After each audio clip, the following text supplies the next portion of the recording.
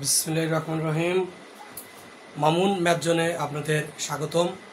যদি আমার চ্যানেলটি ভালো লাগে থাকে অবশ্যই সাবস্ক্রাইব করবেন। তো আজকে আমরা ষষ্ঠ শ্রেণীর সাধারণ গণিত বইয়ের 2.2 অনুশীলনীর 7 নম্বর অঙ্কের সমাধান করব। তো অঙ্কটি দেওয়া ছিল, মুসান্না বইয়ের দোকান থেকে একটি বাংলা রচনা বই 84 টাকায় ক্রয় করলো, কিন্তু বইটির কভার মূল্য লেখা ছিল 120 টাকা। সে শতকরা কত কমিশন পেল? আমরা শুরু করি 7 নম্বর।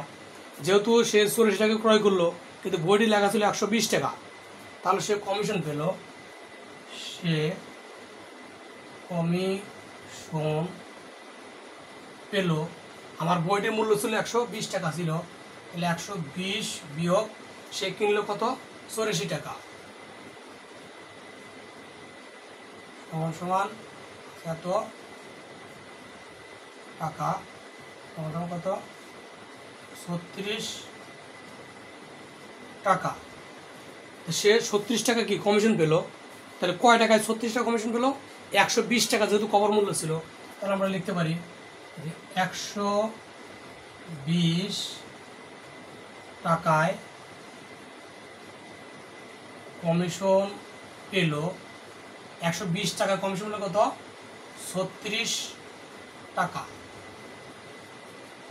তাহলে 120 টাকা কমিশন পেল কত? 36 টাকা। অতএব 1 টাকায় কমিশন পেল। তাহলে আমার বইয়ের মূল্য যদি 1 টাকা হয়, তাহলে কমিশন করলে অবশ্যই কি কম হবে, কম মানে ভাগ 120। অতএব যেহেতু বলছে শতকরা সে কত কমিশন পেল, আর শতকরা মানে কি 100, শতকরা সেই 100 টাকায় কমিশন পেল। তাহলে যেখানে 1 টাকায় কমিশন কম পেল, তা সেখানে অবশ্যই 100 টাকা কমিশনটি বেশি পাবে। তাহলে বেশি পাওয়া মানে কি গুণ 36 গুণ 100, নিচে কত 120। আমরা একটা শূন্য কেটে দিলাম, 12 একে 12, 3 12 36, সমান সমান 3 10 30 টাকা। উত্তর, সে কমিশন পেল 30%।